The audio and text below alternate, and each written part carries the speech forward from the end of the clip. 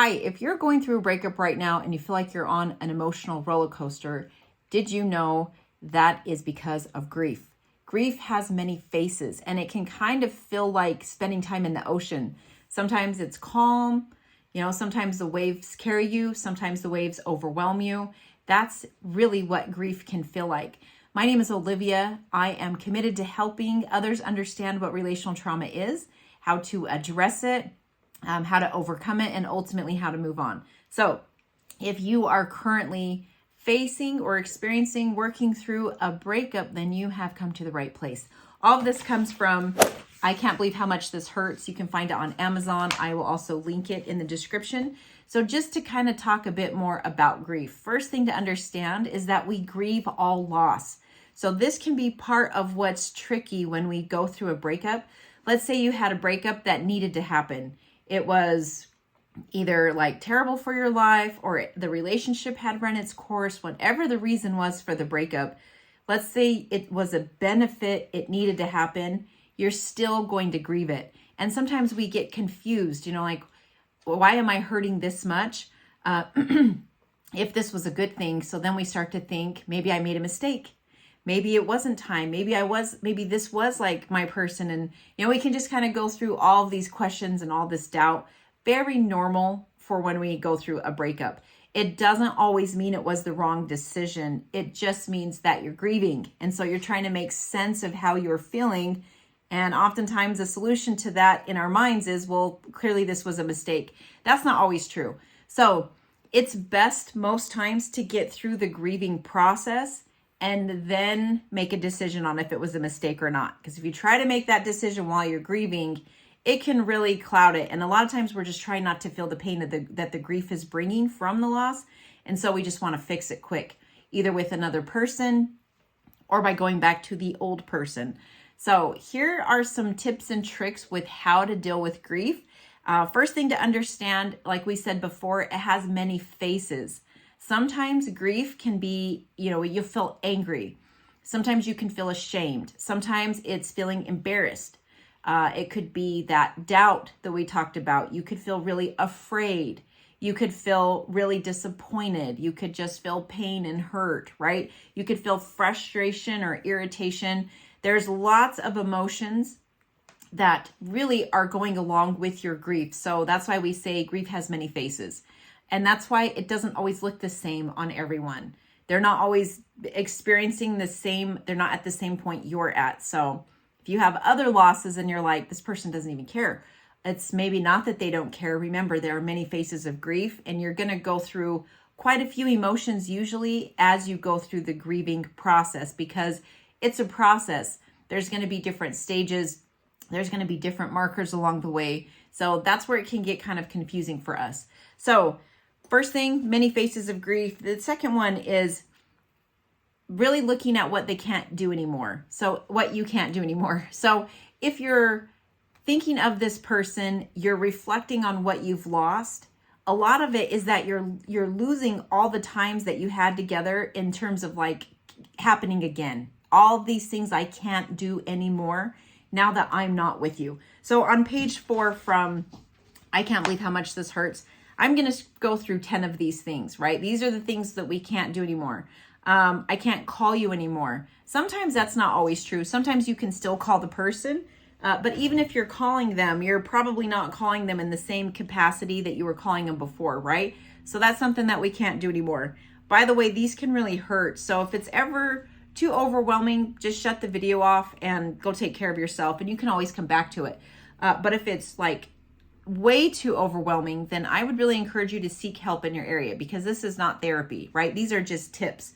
So if you're like, wow, I am really struggling, I am really overwhelmed by this, then you can contact psychologytoday.com, go online and find a therapist. If you have insurance, contact your insurance and see who they cover as far as a provider in your area. Your local county department sometimes will have options for low income places that can serve you if money is a barrier to therapy, which oftentimes it is. It can be expensive.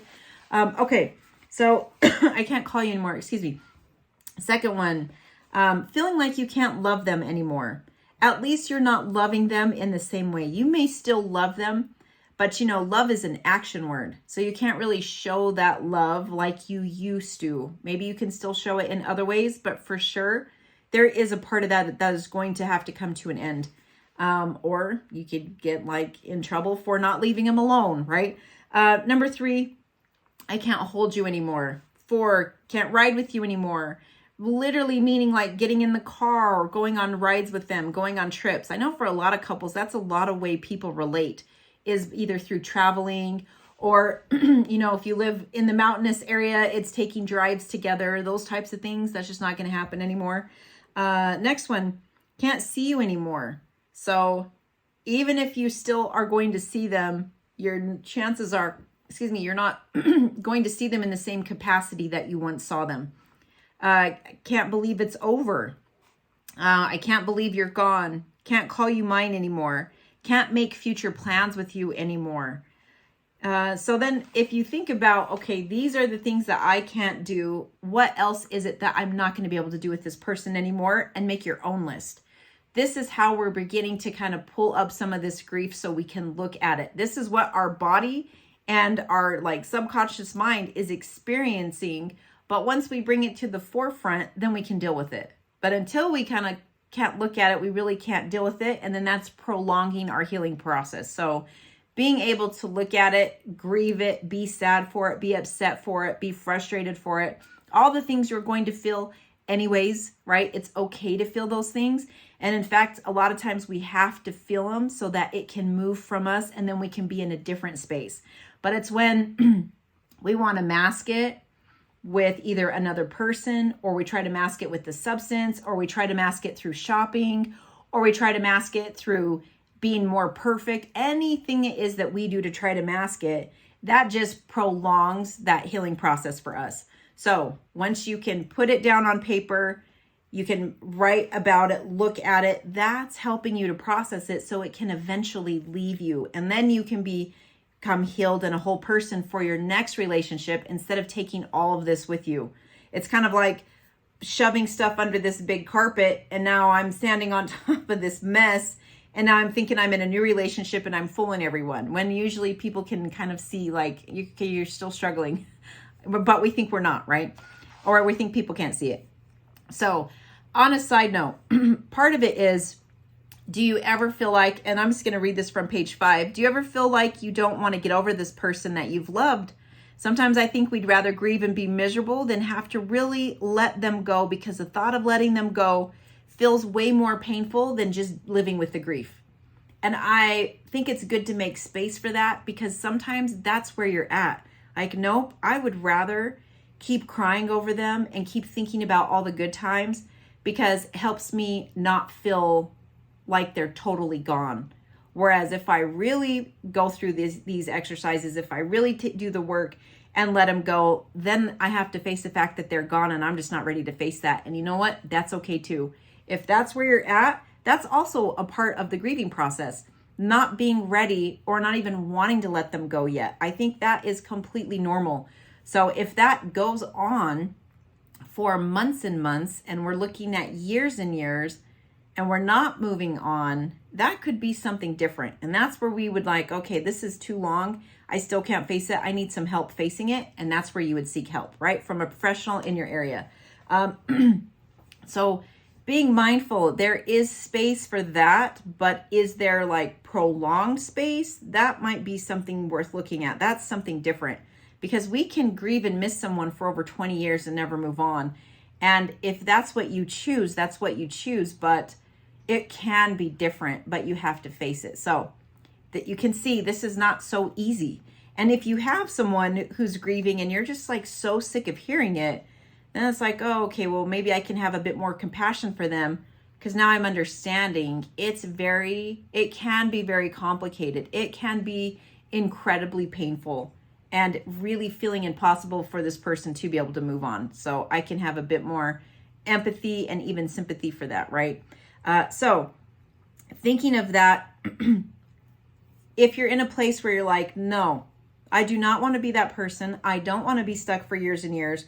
I want to move on. I want to stop feeling this way. I just don't know how.